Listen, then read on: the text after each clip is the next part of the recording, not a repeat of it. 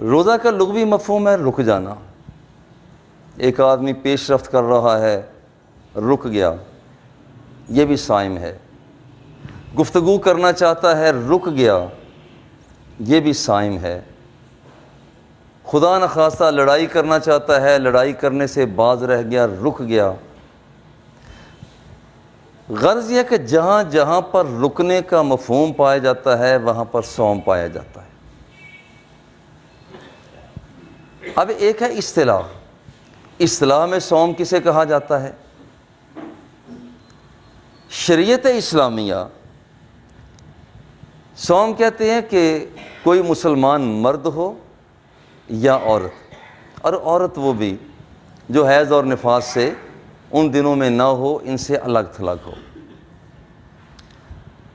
کسی مرد کا، عورت کا صبح صادق سے لے کر غروب آفتاب تک، کسی مرد کا یا عورت کا جو حیض اور نفاس سے پاک ہے، صبح صادق سے لے کر غروب آفتاب تک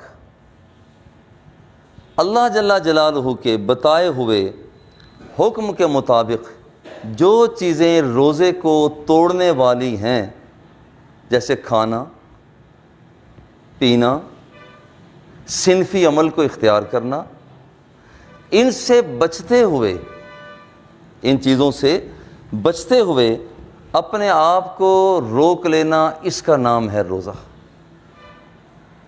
یا یوں سمجھ لیجئے کہ